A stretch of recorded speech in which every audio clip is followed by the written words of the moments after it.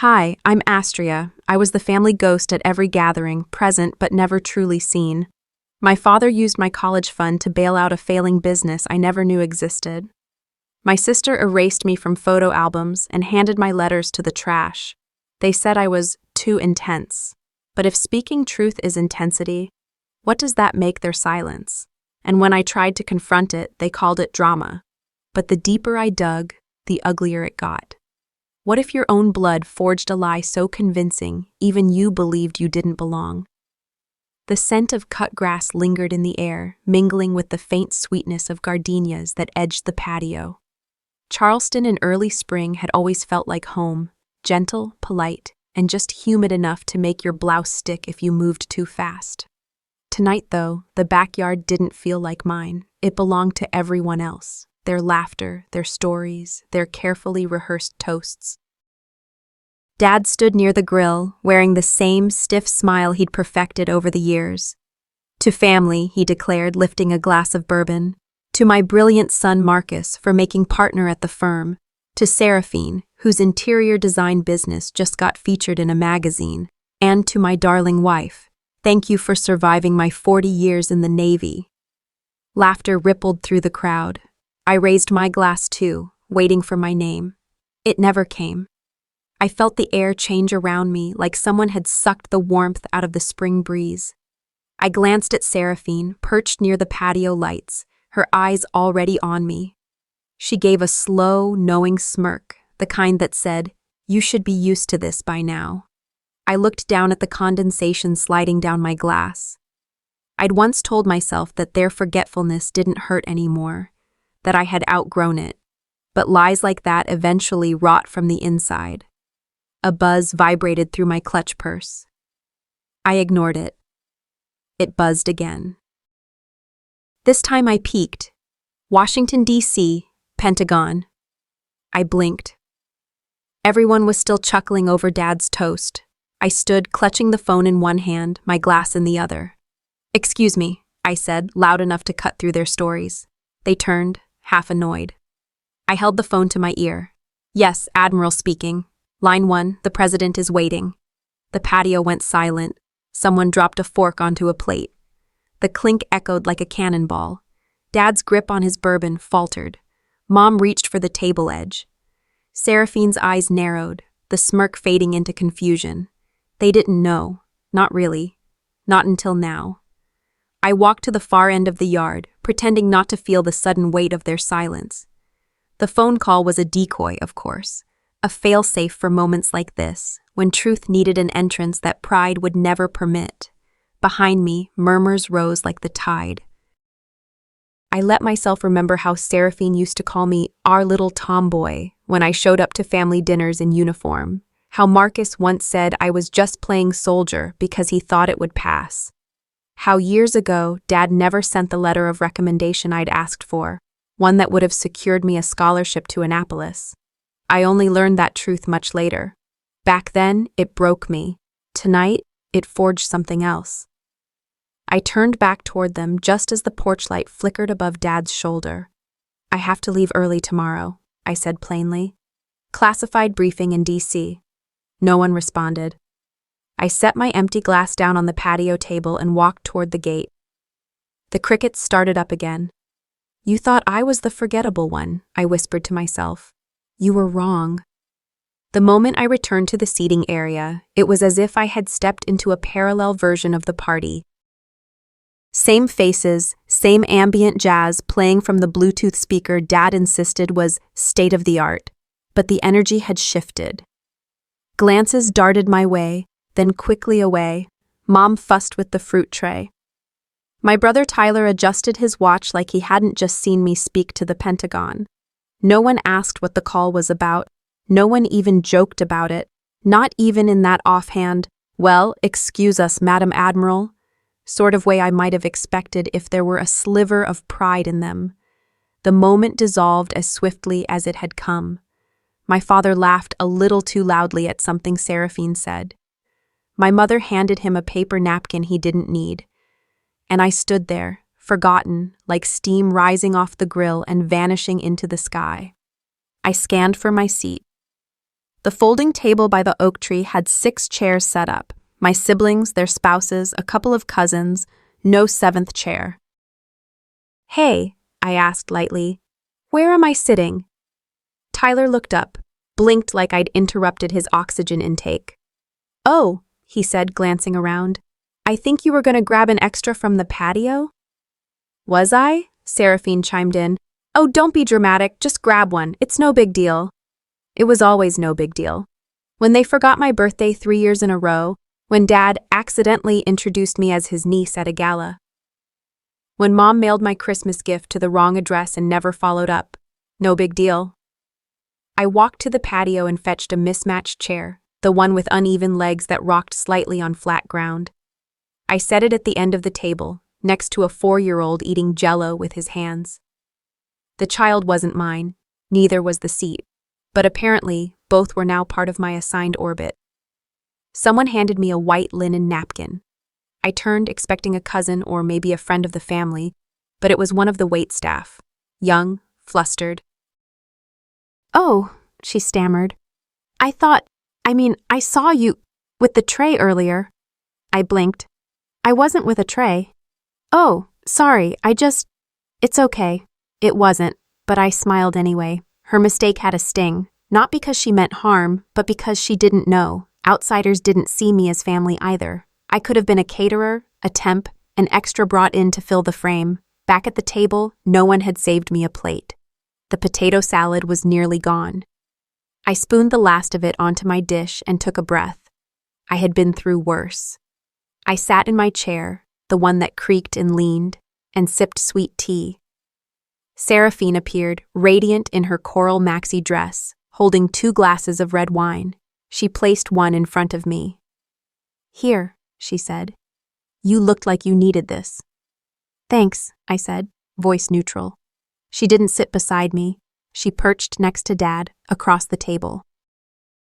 "Everyone," she said, raising her glass, "let's toast to Dad's incredible career and to Astria, our little globetrotter who works in government or something." She smiled wide, like a shark. There it was. The dismissal served with a compliment. The smile that camouflaged the jab. Dad chuckled. "Well, you're certainly busy, kiddo. Hard to keep track of you." "Not as busy as your speeches," I said. 30 minutes and not even a mention of your youngest daughter. That takes effort." The table fell silent. I drank my wine in one slow sip, feeling the burn down my throat, the weight of 1,000 childhood slights sinking into my gut. In my mind, I flashed back to Thanksgivings, how I always ended up at the kiddie table, how Seraphine would pat my shoulder and say, "You're too intense, you know that. You take things personally." I suppose I did. I clutched my glass tighter now, watching the red swirl like storm clouds. I didn't flip the table. I didn't yell. But inside, a slow boil had begun. They were erasing me, one empty seat and one misremembered job at a time. And I had started carving my way back. The sound of clinking glasses and polite laughter buzzed in the background as Uncle Wallace raised his tumbler for yet another toast. His voice boomed across the backyard, drawing half-hearted cheers from the family. "To the kids who stayed close," he said, pausing for effect. "The ones who were always there for Dad when it mattered." A subtle nod from him towards Seraphine and Michael made it clear whom he meant. No one glanced in my direction. I lifted my water glass, more out of reflex than celebration, and let the cool liquid sit on my tongue. It did little to wash away the sting. It was strange how people edited their memories so precisely, how they could tailor history into something that suited their comfort, their narrative. You'd think I'd imagined all those nights I called to check on Dad from the other side of the world. Or that I hadn't been wiring money when Mom fell and broke her hip. But they remembered what they wanted and left out the parts that made them uncomfortable. I stared down at my plate. The green beans had gone cold. The toast had opened a floodgate I wasn't prepared for. My mind drifted, uninvited, to that rainy morning at O'Hare Airport. I was 19, bags heavier than my body could carry, a government-issued duffel slung across my shoulder. I had expected a rushed hug, maybe a handshake. Instead, Seraphine shoved a folded piece of paper into my hand as she adjusted her raincoat. "Do something that matters," the note had read in Dad's handwriting. No signature. No goodbye. I had stared at that note in the bathroom stall, my boots soaked through, and wept quietly into a wad of airport paper towels. Did he mean it as encouragement? A challenge? A dismissal? I had never been sure, but one thing was clear. He hadn't come. Not for the send-off. Not for me. Even later, after I made lieutenant commander and was stationed at the Pentagon, he never visited. "You're busy saving the world," he'd say when I called. "You don't need an old man slowing you down." I believed him at first, thought it was selflessness, but years passed. Birthdays missed, promotions glossed over with vague, "That's great, honey," replies. He'd never asked to see my office, never commented on the articles I was quoted in, not even a passing, "saw your name in the paper." When I moved my purse to my lap, it knocked against something firm inside, the folder. Blue, matte leather. I had printed it specially for tonight, a copy of the Meritorious Service Medal Commendation. I had imagined the way his eyes might light up, how proud he might look, even if just for a second. But I left it tucked inside. The moment had passed, or maybe it had never existed. I looked up to find my niece, Ava, standing beside my chair, chewing a piece of carrot stick. "Mom says you work for the government," she said, squinting at me. "But she doesn't know what exactly." I smiled. "That's because it's classified." She tilted her head. "Is that like cleaning offices or something?" I let out a soft laugh, unsure if it was amusement or exhaustion. "Something like that." She nodded and wandered off. Maybe it was childish to feel this level of hurt over seating arrangements and vague toasts, but those were just surface wounds. The real pain came from a place deeper. The invisible cuts that accumulated over decades, the words unsaid, the calls unanswered, the presence unfelt. I ran my fingers along the edge of the folder again, but didn't pull it out. There was a time I would have pleaded for their attention, for their respect. But something was shifting. Maybe it was age. Maybe it was wisdom. Or maybe I was just tired. I wasn't hiding. They just never looked hard enough. The guest bathroom smelled like lavender hand soap and old secrets. I closed the door behind me and leaned over the sink, gripping the porcelain edges as if they might anchor me. My reflection stared back, shoulders straight, eyes sharp, but my mouth held that familiar tremble I hated. I whispered to the mirror, "You're not a child." The words sounded weak at first, so I said them again, firmer this time. "You're not a child. Not anymore." But no matter how I shaped the sentences in my head, assertions, demands, lines in the sand, they all tasted like begging. I splashed cold water on my face and dried it gently. Outside, the muffled laughter rolled on. I opened the door slowly, letting the sound wash over me again. It wasn't joy. It was a rhythm I knew too well, mockery dressed as merriment. Back on the patio, the fire pit flickered like it hadn't watched a single betrayal happen tonight. Seraphine was there, of course, holding court with two cousins I barely recognized anymore. I sat down deliberately, letting the pause settle before speaking. "If this dynamic keeps up," I said, "I won't be around next year." No one spoke for a second. Then Seraphine's smirk broke the silence. "Oh, don't be so dramatic, Astria. We're just having fun." That was it. My first firm boundary, flicked away like lint on a jacket. I didn't respond. I didn't need to. That's when Mom appeared, a wine glass in hand, acting as if she'd wandered into the conversation by accident.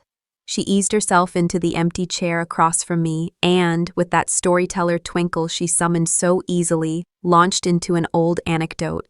"Do you remember the debate finals? Astria was so sure she'd win, but when she lost, oh my, tears for days."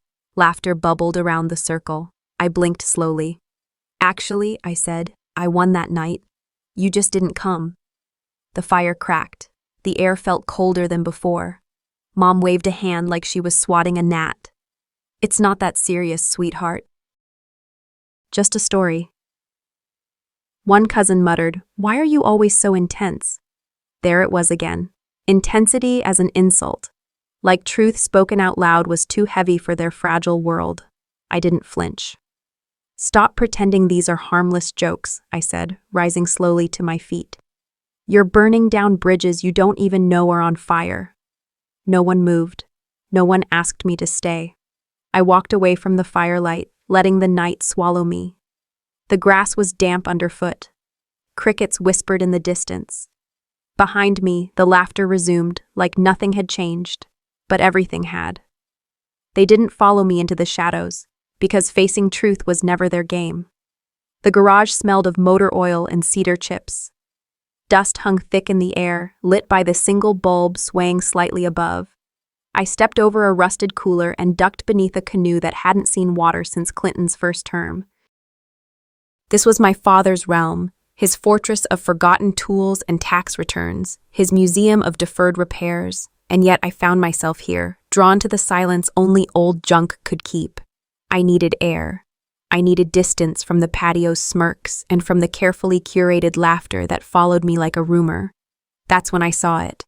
A shoebox wedged behind a stack of yellowed newspapers, marked in my father's handwriting, "College Savings, Astria." The words hit me like a second wind. I knelt and pulled it out, brushing off the cobwebs. It was lighter than I expected. Inside, instead of bank slips or bonds, I found a few snapshots of my 8th grade graduation and a report card with a sticky note that read, "You did great. Keep pushing." Empty. I sat back on my heels.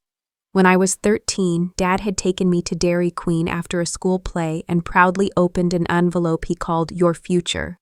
He said, "This is for college. No matter what happens, it's yours." I believed him. And I believed him through every part-time job I took in high school, every scholarship essay I wrote, every ramen noodle dinner during my freshman year in Boston.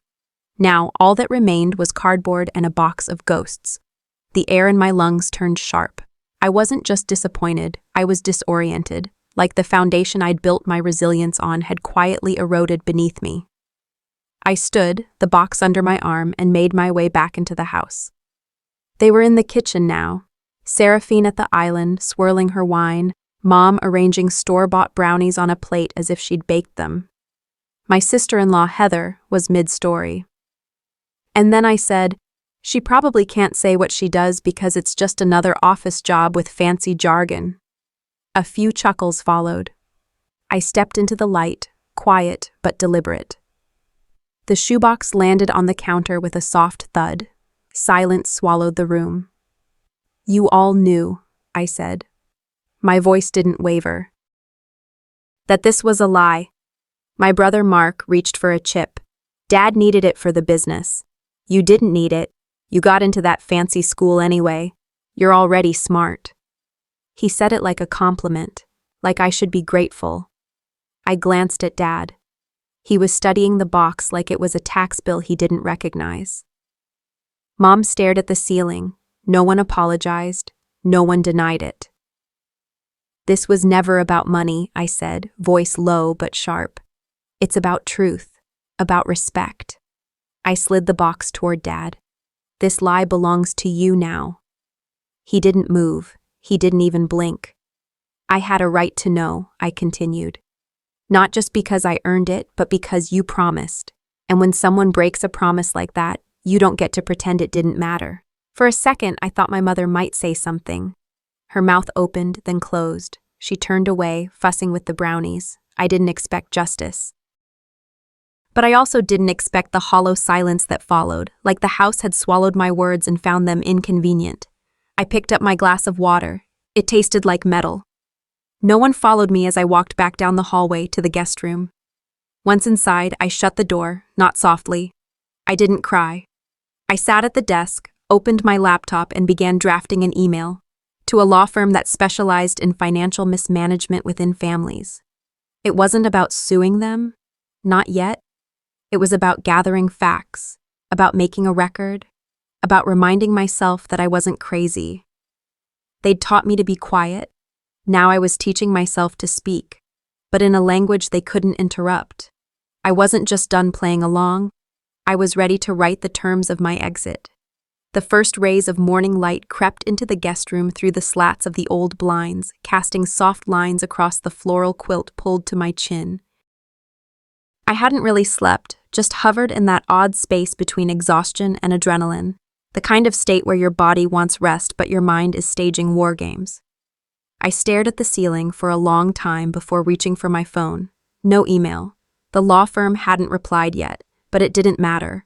I had already crossed an invisible threshold inside myself. Slipping from bed, I tiptoed barefoot into the hallway, careful not to creak the floorboards. The house felt different in the morning. Emptier, like it too, was recovering from wounds inflicted in the night.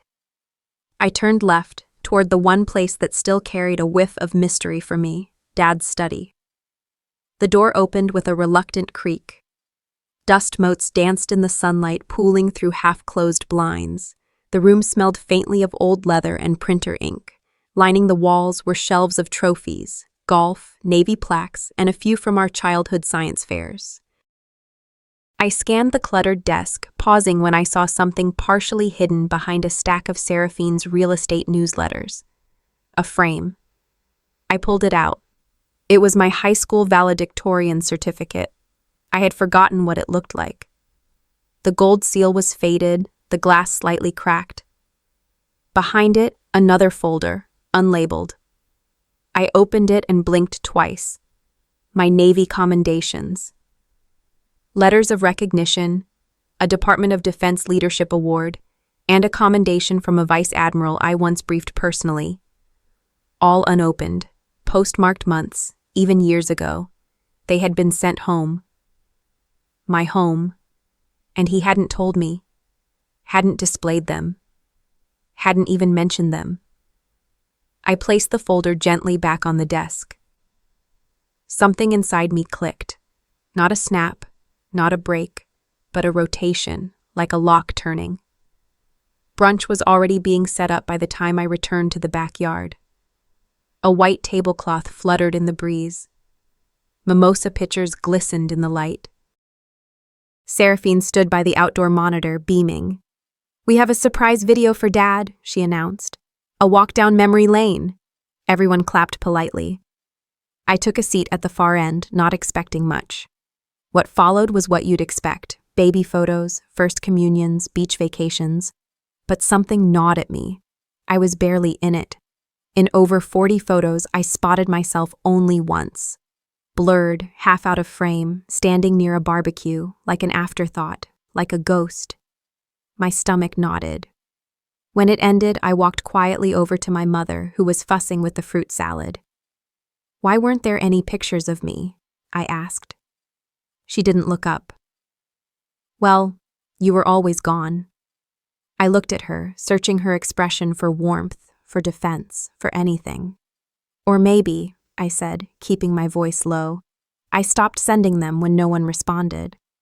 She blinked, but didn't reply. She didn't know, or didn't care, that I used to mail photos every Thanksgiving. One year, I even sent a custom holiday card with a picture of me saluting in front of the Capitol. Not a single reply, no comment, no fridge display, not even a got your card call. When dessert was served, I sat stiffly across from my father. A neighbor raised a toast, and that's when Dad, with a chuckle and a half sip of wine, added, "Astria's always been a lone wolf, probably for the better. Never could quite settle into the pack." It was a joke, the kind you lob at family when you think it's safe, when you think the wound has closed, when you never really cared if it hadn't. I stared at him. My fork paused mid-air. "A lone wolf," I said clearly, "only when the pack keeps biting." The table went silent. Even the wind seemed to hold its breath. No one replied. Seraphine looked down. My mother blinked rapidly. Dad lifted his glass as if to shrug it all off. But I was already standing. I didn't storm off. Didn't slam a door. Just walked, slowly, deliberately, away from the table, through the patio, and back into the house. This time, no one followed. The scent of coffee had lost its comfort. I descended the staircase later than usual, my steps deliberately slow. The Sunday morning air inside the house was thick, not with the aroma of cinnamon rolls or fresh eggs, but with something more stale, suspicion perhaps, resentment, definitely. When I entered the kitchen, every eye lifted and dropped again, like blinds being shut. Dad didn't look at me. He simply nudged a folded envelope across the table toward my seat. I paused mid-step. The envelope was creased, like it had been handled too much or thrown aside more than once. No name on the front. Just the suggestion of an answer he wasn't brave enough to speak aloud. I sat. I opened it. A check. Reimbursement, read the memo line, below in his cramped handwriting. For peace of mind. The amount wasn't even close. I stared at the numbers until they blurred, then folded the check back and slid it into my lap. He's trying, you know, Seraphine said, sipping from her mug like this was any other morning. Trying what? To erase me with a dollar sign? It's not about the money, I said quietly. Dad gave a brief chuckle, not looking up. Always so poetic. He was right. I used to be. Words were my first form of defiance. Now they felt like the only clean weapon I had left. I stood and placed the envelope gently back on the table. You can't buy back a voice that was silenced. And then I walked out. Again. But the house didn't stay behind me for long. Seraphine followed, of course. Her heels clicked against the back porch tiles like punctuation marks. Wait, she said, breathless in the way only fake concern could be. I turned but said nothing. You don't have to make this into a whole situation. What's the end game here? A scene? Headlines? I tilted my head. You think I care about scenes? No, she said, eyeing me. I think you care about being right. Always have. The words slid between us like a trap, waiting for me to spring it. I didn't. You're not worried about Dad, I said. You're worried I'll talk. Her mouth tightened. For a moment, the performative mask faltered. People make mistakes, she offered. We were just doing what we thought was best. For who? I asked. You? Him? The version of family that looks nice on paper? She said nothing. I left her standing in the sun, caught between honesty and image. She chose image, as always. It didn't take long. By afternoon, my phone buzzed. A photo from the party, the back of my head visible near the dessert table. Seraphine had posted it. The caption read, "Some of us grow, others just perform pain, subtle, sharp, entirely her." I didn't comment. I didn't message. Instead, I opened a folder on my laptop titled Pattern of Behavior for my attorney. I dragged the screenshot in. I wasn't collecting pity. I was collecting proof. They thought this was a family falling apart. The living room was too quiet. I stepped inside, binder tucked beneath my arm like armor, the walls lined with faces I'd known all my life, and could no longer trust. The curtains were drawn just enough to let in the pale Sunday light. Someone had even lit a cinnamon-scented candle, as if scent could sweeten betrayal. They called this a family meeting, but I knew better. My father sat at the head of the circle, like a military tribunal in a suburban living room. Seraphine perched on the arm of the couch, lips glossed and legs crossed tightly. My uncles, Paul and Henry, flanked either side. And then Aunt Doreen, who I hadn't seen since my grandmother's funeral, her eyes already scanning me like she was searching for fault. Dad cleared his throat. We thought it was time to speak honestly. I didn't sit. I stood behind the armchair, fingers steadying themselves on its worn leather. You've been stirring things, my father began, voice brittle. And we think you're overreacting. Overreacting, Uncle Henry chimed in, shaking his head. You've been away for years, Astria. You left, you got out. Now you come back and what? Demand apologies, money? I stayed silent. Uncle Paul leaned forward. It's not fair to drag up old wounds. You're not the only one who had it rough. Still, I waited. I knew they needed to empty their barrels first. I had ammunition of my own. When they were done, when the air buzzed with the residue of self-righteousness and paper-thin guilt, I took a breath and opened the binder. "This isn't about wounds," I said calmly. "It's about the rot under the bandage." I began with the letters, photocopies of the ones I had sent during the early years of my deployment. Holiday greetings, birthday wishes. Some even handwritten, complete with doodles from mess hall boredom. None ever answered. I held up one envelope, the return address still legible. "These were never received, right?" No one answered. That's when Aunt Doreen leaned in, her voice cracked just enough. "I found some of those in Seraphine's old closet, tucked behind the bookshelf." Seraphine's face flinched before she masked it. "I don't remember that." "Oh, I do," Doreen said. "There were at least 6. Twist number 1. I moved on. Screenshots of Seraphine's recent social media posts, thinly veiled attacks, sarcasm marketed as enlightenment, a bank transfer dated 2017, funds moved from my supposed trust into an account under Seraphine's LLC back when her boutique was struggling. My father stood up. "This isn't a courtroom." "No," I said, voice even. "But theft doesn't need a courtroom to exist." The room cracked. "You've always been dramatic," Seraphine shouted. "What do you even want, Astria?"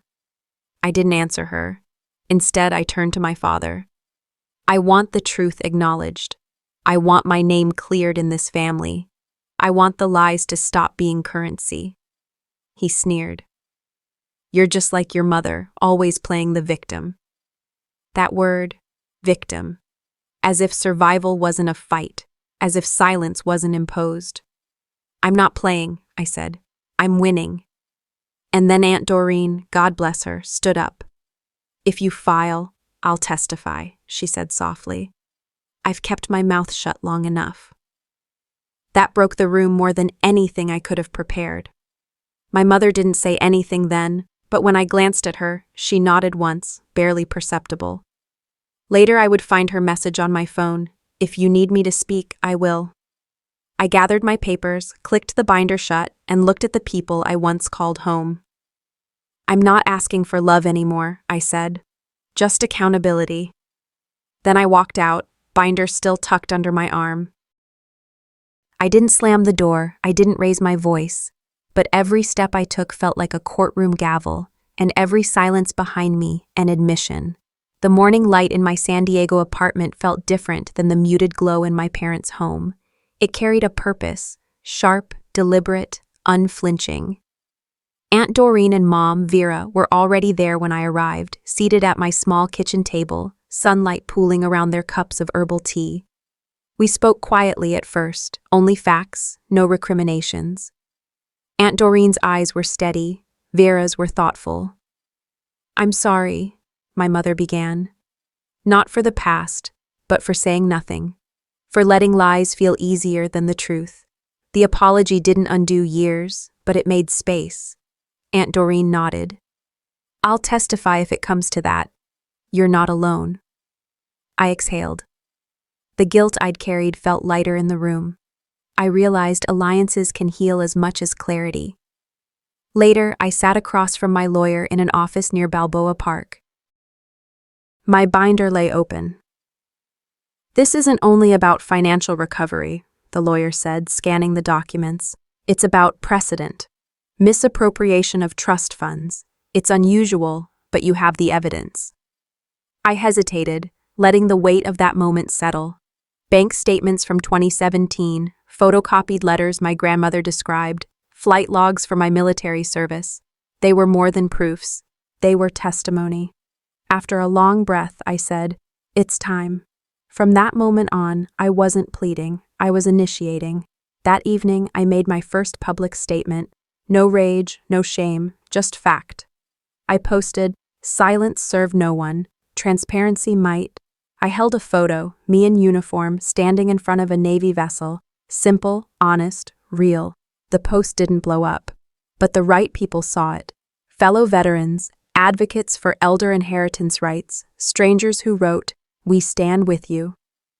And then an email arrived from a former family accountant. I knew something was off. I'll share more, off the record. My heart tightened. Later, I checked my phone, a message from Seraphine. If you go forward, don't expect any reunion. No sadness, no regret, just a last card. Control. I replied, there's nothing left to reunite. Then the phone rang. My attorney's calm voice came through. We just received a cease and desist letter. You're not the only one they fear. I smiled, not because I was proud, but because I was exactly where I needed to be. That night, I sat on the balcony, Pacific breeze washing over me. I replayed childhood pies in Grandma's kitchen, warm crust, cinnamon sugar, gentle wisdom. Remember who you are, she used to say as she kept the pie crust perfectly flaky. She wasn't vengeful. She believed in fairness more than family politics. I thought of her now. I wasn't after revenge. I was reclaiming legacy. I closed my eyes and listened to waves crashing softly against the pier below. The courthouse didn't look like justice. It looked like resignation, concrete and gray, sun-washed and indifferent. I arrived early, the binder under my arm heavier than it should be. The cameras outside clicked like insects. A young reporter stepped forward and asked, "Why are you pursuing this publicly, Miss Carter?" I looked directly into the lens and said, "Because silence costs generations." I hadn't expected the news vans, or Seraphine to show up alone. She always had an entourage, a curated crowd of smiling support. But today, just her and a pair of oversized sunglasses that couldn't quite hide the puffiness beneath her eyes. Our father wasn't there. That, strangely, gave me peace. Inside, we were still in pre-trial, the slow procedural grind of motions, filings, hearings. But tension electrified every corner. It wasn't a trial yet, but truth was already on the witness stand. Our former family accountant took the deposition seat. Gray hair, trembling hands, he read his statement as if exhaling a decade of guilt. Seraphine funneled disbursements through nonprofits. Shell accounts she registered under variants of your father's construction firm. I processed the payments. I shouldn't have. He paused, then added, one of the accounts paid a bill for a private facility in Arizona, a psychiatric hold. My stomach twisted. The name listed was Astria Carter. I hadn't spoken. I couldn't. I knew exactly what he meant. 3 years ago, a week I barely remembered. I'd gone home for Christmas and left in an ambulance. I thought it was panic. They said it was safety. I was never told who paid. I never asked. Now I knew. The fallout was swift. Someone leaked a video, a family birthday where Seraphine made a toast. To the sister who always brings drama, even when she's not here. The laughter on that tape wasn't cruel, but careless. It caught fire online. Aunt Doreen, perhaps sensing the tides, released a scanned letter, one I'd never seen. My grandmother's handwriting, elegant and decisive. I should have defended you more. I see that now. What you are building matters more than what we kept quiet. I cried reading it. Not out of sorrow, but out of recognition. A part of her had seen me, even if she never spoke it aloud. The letter felt like her voice, finally catching up to my timeline. Meanwhile, Seraphine's attorney reached out. A settlement offer, 7 figures. All I had to do was sign, stay quiet, and never speak of the fund again. I didn't hesitate. No, I told my lawyer. They want peace. I want truth to outlive me. He nodded. Then we moved forward. The judge granted full discovery. Emails, bank ledgers, even personal journals, all admissible.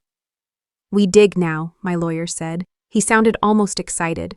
As for me, I didn't feel vindicated. I felt hollowed out, but strong.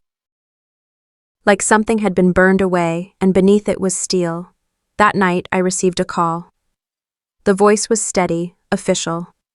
We found a private bank vault in your grandmother's name. There's a journal inside, dated years before her passing. I sat on the edge of my hotel bed, hand over my heart. I didn't know what was in those pages, but I knew this was where her voice would meet mine, across time. I sat in the stillness of my apartment, the city outside breathing faintly through the sealed windows. The journal rested in my lap like a coiled secret, its leather cover soft from age and handling. I hadn't lit any lamps, just the glow of the streetlight outside filtering through blinds like moonlight trapped in amber. "There are truths you want to know," I whispered. "And then there are truths you have to grow into." The first page was almost too intimate. My grandmother's handwriting was careful, elegant, each loop and curve deliberate. But the ink bore evidence of hesitation, tiny blots where the pen had lingered. She had paused, thought, perhaps reconsidered, then kept going. Her words unfolded like a confessional. "To the one who finds this, if you're reading, you are either brave or broken. Perhaps both. I write not to defend what I did, but to name it. Because silence, in this family, has always been our inheritance." She wrote of a boy, her firstborn, born out of wedlock when she was just 16. A secret she carried into marriage, a son she visited quietly until he was institutionalized in his teens after a breakdown no one ever diagnosed properly. He died there, unmarked, forgotten. And she said she never forgave herself. Seraphine, she wrote, was her second chance. The child she molded from ambition, polished into something dazzling but hardened by expectations. My name didn't appear until the fourth entry.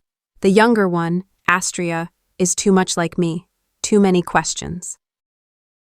Too much ache in her eyes. I love her, but from a distance, I fear she'll crack the foundation if I let her close. I stopped reading, my hand trembling. This was the bloodline. Not just our DNA, but the inheritance of silence, deflection, grooming. Even in her shame, she'd chosen control over connection. Even in her guilt, she buried the truth so deep it took a court case to exhume it. But what chilled me more was what came next. She suspected Seraphine. "She visits at odd hours, brings me things to sign I don't remember. The nurse says I'm forgetful. Perhaps I am. Or perhaps they want me to be." She feared being pushed into care before her time. She wondered aloud whether dementia was the diagnosis or the excuse. I closed the journal and held it to my chest. The more I read, the less I judged her, and the more I feared becoming her. Power in our family was never earned. It was protected, hoarded, redirected from the inconvenient to the obedient. I thought I'd been fighting for a piece of dignity, but now I understood. What I was really doing was exorcising generations of hidden harm. I needed air. The next morning, I drove to the cemetery. It was my first visit since the funeral. No umbrella this time, no flowers, just the journal wrapped in a plastic sleeve, sealed tight. I knelt by her stone and read passages aloud, my voice cracking. "Not to forgive you," I whispered, "but to understand why you chose to love Seraphine harder than you ever held me." A robin chirped in a nearby dogwood. I laid the journal behind a flat rock at the base of her grave. "Someone in the family should find it by accident," I murmured. "That's how truth lives." By the time I returned home, a new kind of clarity had rooted itself in me. At our next legal meeting, I was composed, sharp. My team reviewed the discovery filings. We had our accountant's deposition, Seraphine's posts, my evidence, and now, something more. A new witness. The nurse who had cared for my grandmother during her final year had responded to our outreach. She remembered Seraphine's odd visits. Sometimes she'd come in late, have your grandmother sign things, she said. Once, I found papers missing from the drawer. I thought maybe your grandmother misplaced them, but now, she trailed off. But her eyes said enough. I signed the final motion with steady hands. I no longer wanted to win, I said aloud in the conference room. I wanted the light to reach places sealed by grief, and that, finally, felt like mine to claim. The courtroom smelled of wood polish and tension. I walked in alone, clutching the legal brief as if it held more than just pages. It carried the sum of every silenced moment in my family's history. Seraphine was already seated at her table, immaculate as always, except for the tightness around her mouth. Her lawyer rose to block the nurse's testimony, citing last-minute evidence as prejudicial. The judge leaned forward, brow arched. "Let's hear it," he said. Nurse Eloise stepped up, hands trembling, eyes steady. "I cared for Mrs. Clark during her final year. She was lucid. She tried to amend her will. Seraphine stopped her." There was a ripple in the courtroom. Eloise pulled out a flash drive. This was in her tablet. I believe she meant someone to find it.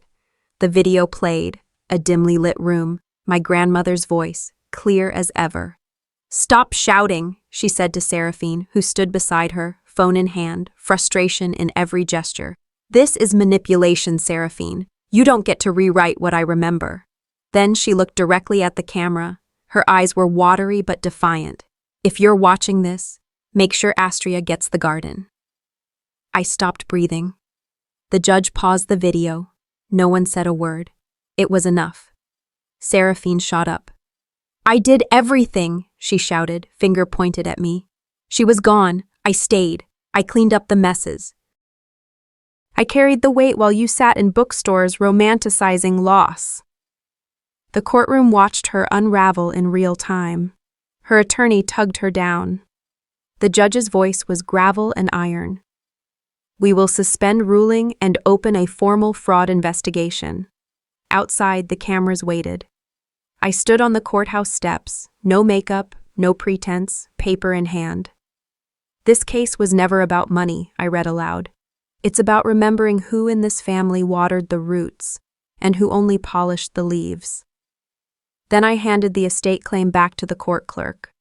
"Redirect it," I said. "All of it. To the Clark Foundation for women over 60. Those who've lost security and want to start again." 1 week later, I returned to the backyard of my grandmother's house. The court allowed a temporary visit. I walked past the crumbling path to the stone bench where we used to sit. I planted a single rose bush, red, hardy, stubborn. "I gave you the silence you demanded in life," I whispered to the wind. "Now I speak where you planted thorns." That night, back in my apartment, a letter arrived. Court seal. Inside, confirmation that Seraphine was now under formal investigation for elder abuse. I didn't open it. I laid it on the table beside a worn folder labeled "The Garden." I stared at it for a moment, then turned away. Some answers don't heal. They just confirm the ache was real. The next day, I taught my first memoir writing workshop. Free, donation optional. 12 women showed up. Widows, divorcees, quiet warriors. I wrote on the whiteboard, "Write the story no one dared to tell." And then I picked up my pen. Sometimes the justice we seek isn't found in courtrooms or family reunions. It's found in choosing to walk forward with clarity, even when the past refuses to apologize. I spent too many years wondering if silence would earn me peace. But what I learned is this: silence only protects the loudest voices in the room.